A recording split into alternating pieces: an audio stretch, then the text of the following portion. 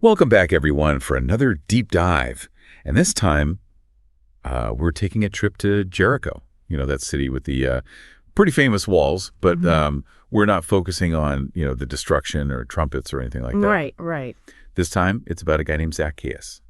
And I think a lot of people, they know that name. They maybe remember a little bit about him from Sunday school, but there's a lot more to this story than meets the eye.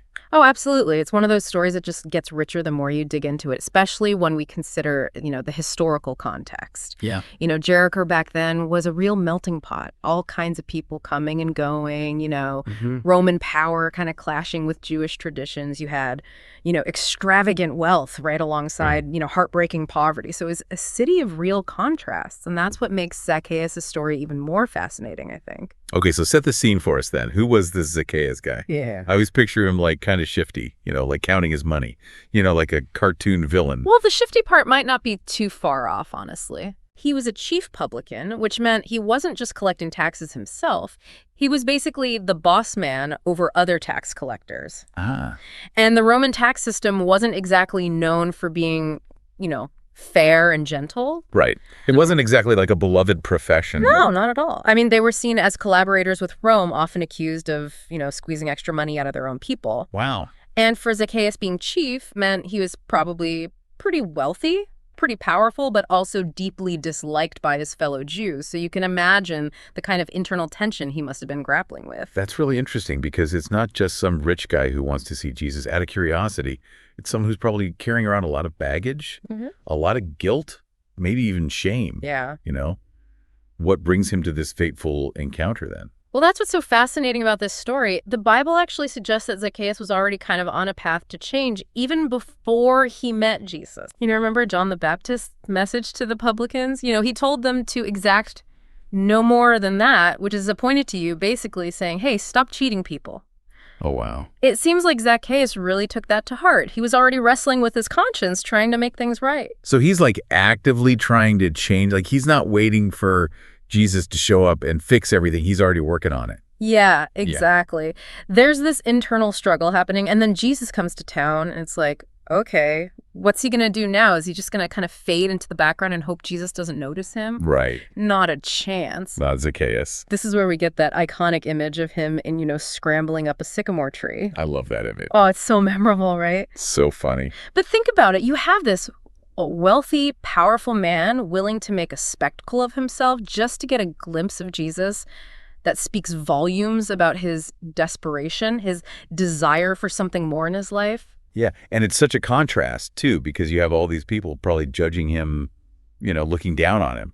And he's literally looking up, trying to rise above it all. Exactly. It's like he's physically trying to elevate himself to a different level, both literal and spiritually. Yeah, and then Jesus does something pretty remarkable, doesn't he? Oh, absolutely. He stops right under the tree and calls Zacchaeus out by name. Can you imagine being in that crowd? Yeah. Surrounded by people who probably despise you. Yeah. And suddenly this teacher, this miracle worker, he knows your name and wants to connect with you. It's an incredible moment of validation, isn't it? Right. Like being seen for who you are, beneath all the labels, all the judgments. It's like Jesus is cutting through all the noise, all the preconceived notions and saying, hey, I see you. Exactly. And it's not just a passing glance. He invites Zacchaeus down. He wants to spend time with him, have a meal with him, which was a huge deal back then. Yeah, so Zacchaeus has this opportunity to meet Jesus face to face, but he doesn't just, mumble a thank you and disappear. Does he? He kind of steps up to the plate. Oh, he does. He makes this incredible declaration in front of everyone. Right. He says, look, the half of my goods I give to the poor, and if I have taken anything from any man by false accusation, I restore him fourfold. Wow, that's a serious commitment. That's not just an apology, that's a total life change. Absolutely. It's radical repentance going above and beyond what was expected. And he's doing it publicly, too. He's owning up to his past, making amends in a way that everyone can see. It's one thing to feel remorse privately, but to actually take action to repair the harm you've caused, that's true transformation. So Zacchaeus isn't just seeking forgiveness from Jesus. He's trying to repair the harm he's caused to his community. that's huge. It is, and it speaks to the interconnectedness of our lives, how our actions impact others. So what's Jesus's reaction to all of this? Does he say, wow, Zacchaeus, you've really outdone yourself? He doesn't need to. His response is much simpler and more profound. He says, This day is salvation. Come to this house. Wow. And notice he doesn't just say Zacchaeus is saved. He says salvation has come to this house. What do you think that means? I mean, it's not just about Zacchaeus' individual salvation, right? It's about his whole household being impacted by his transformation. It's this ripple effect. We've been talking about how one person's choices can have a positive impact on those around them, and that's something we'll explore more as we go deeper into this story. It's like his change of heart creates this new possibility for everyone in his sphere of influence. Exactly. It's like a spiritual chain reaction. Right. One act of kindness leads to another, and pretty soon you have this whole community being transformed. So we've got this incredible scene, this powerful declaration of repentance, and this amazing response from Jesus. Where do we go from here? Well, this is really just the beginning, Yeah. We need to unpack what Zacchaeus' actions tell us about the true nature of repentance, how it goes beyond just words and requires real, concrete action. I'm already intrigued. And we have to delve into what it actually means for his household to experience salvation, how his changed heart might have transformed the lives of his family, his servants, everyone who lived under his roof. But for now, let's just let this incredible encounter sink in for a moment. I don't know about you, but I'm already hooked on this story. It's way more than just a story about a short guy climbing a tree. It really is. It's about second chances, radical change, and the power of grace to transform not just individuals, but whole communities. And we'll be right back to delve even deeper into the amazing transformation of Zacchaeus. It's easy to get caught up in the, spectacle of it all, Zacchaeus climbing that tree and making this grand declaration. But I think the real heart of his transformation is actually something much deeper. Oh, okay. So what are we missing here? I mean, he seemed pretty sincere when he pledged to give away his wealth and make amends. He was absolutely sincere, but I think what's really remarkable is that his change of heart, it seems to have started before he even laid eyes on Jesus. Remember, he had already begun taking steps to reform his practices as a tax collector. It's like the encounter with Jesus wasn't the cause of his repentance, but more like the culmination of it. Oh, that's a really interesting point. So he wasn't putting on a show for Jesus or trying to buy his way into heaven. He was already wrestling with his conscience and actually trying to live differently. Exactly. And I think that speaks to the real nature of repentance. It's not just a one-time event. It's this ongoing process of self-reflection, turning away from harmful behaviors and actively striving to do better. So how does Zacchaeus' story challenge our understanding of repentance? I mean, most of us aren't, wealthy tax collectors in ancient Jericho. That's true, but the principles are timeless. Zacchaeus' story reminds us that repentance isn't just about feeling bad about our mistakes. It's about taking concrete steps to make things right, even if it costs us something. And it's interesting how he not only repaid what he had taken unfairly, but he gave back fourfold. Like, there's a real sense of going above and beyond, wouldn't you say? Absolutely. And that number, fourfold, wasn't just a random number. It was actually deeply rooted in Jewish law in cases of theft. Fourfold restitution was a way of acknowledging the harm caused and demonstrating a genuine commitment to making amends. So it wasn't just about balancing the books, it was about restorative justice. Wow. I never knew that. That adds a whole new layer of meaning to his actions. Yeah. So Zacchaeus was basically taking this radical approach to righting his wrongs, like even exceeding what the law required. Exactly. And this is where his story, I think it's really interesting for us today. Like, what would it look like for us to apply these same principles in our own modern lives?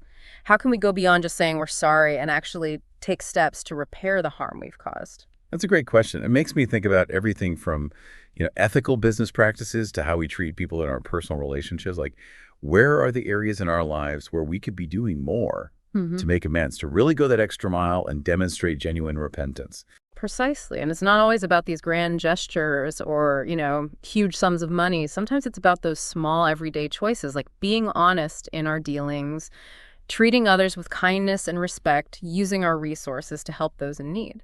It's like that ripple effect we talked about earlier. Zacchaeus' changed heart not only impacted his own life, but it potentially transformed the lives of everyone around him.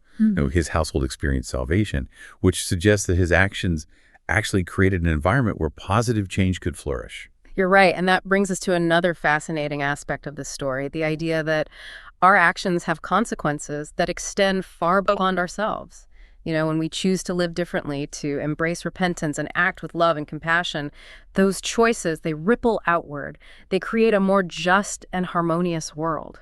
It's a beautiful thought, but it also carries a certain weight of responsibility, wouldn't you say? Like, if our choices have the power to influence others, then we really need to be mindful of the kind of impact we're creating. Absolutely. And that's where Zacchaeus' story, I think, serves as such a powerful reminder.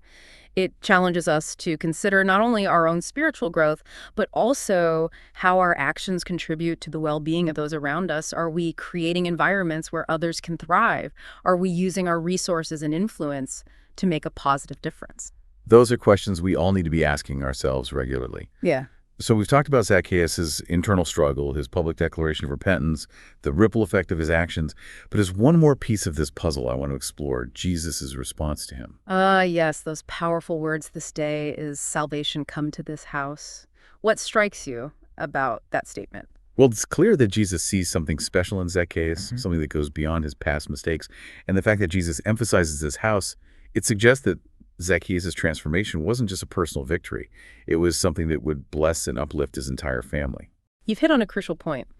Jesus isn't just offering Zacchaeus forgiveness, he's offering him a new beginning, a chance to create a different kind of legacy for himself and his family. It's a reminder that grace has the power to redeem not just individuals, but entire communities. It's like that saying, a rising tide lifts all boats. Zacchaeus' decision to follow Jesus wasn't just about saving himself. It was about creating a better world for everyone around him. And that's what makes the story so powerful and relevant for us today. It reminds us that our choices matter, that our actions have consequences, and that by embracing repentance and striving to live differently, we can create a ripple effect of positive change that extends far beyond ourselves. We've been talking about a lot of, heavy stuff, repentance, justice, the ripple effect of our choices. But there's something inherently joyful about Zacchaeus' story, wouldn't you say? Absolutely. There's this sense of liberation of coming home that permeates this encounter. Zacchaeus is finally free from the burden of his past, and he's stepping into this new life filled with purpose and meaning, and that joy, that sense of newfound wholeness, it's contagious. I think that's what draws us to this story, even centuries later. It reminds us that no matter how far we've strayed, no matter how many mistakes we've made, there's always a chance for redemption. And when we embrace that chance, when we choose to align ourselves with God's love and grace, incredible things can happen, not just in our own lives, but in the lives of those around us. Beautifully said. And that, my friend, is the essence of the gospel message. It's a message of hope, of second chances, of the transformative power of love to heal and restore. And it's a message that's beautifully embodied in the story of Zacchaeus. As we've been unpacking this story, I keep thinking about that moment where Jesus says, "This day is salvation, come to this house." It's such a powerful statement, and I can't help but wonder about the ripple effect of Zacchaeus' transformation. It is fascinating, isn't it? That idea that one act of repentance, that willingness to make things right, it didn't just impact Zacchaeus himself, it had the potential to transform the lives of everyone around him, his whole household. Yeah, so what's the significance of salvation coming to Zacchaeus' house? I mean, was it like a spiritual house cleaning, or was it something even more profound? I think it's a beautiful image, and it points to something much deeper than just a change of, scenery or decor. I think it suggests that Zacchaeus' transformation created a new atmosphere in his home, an environment where grace and love could really flourish. So what would that have looked like practically? Imagine the impact on his family, his servants, everyone who lived under his roof.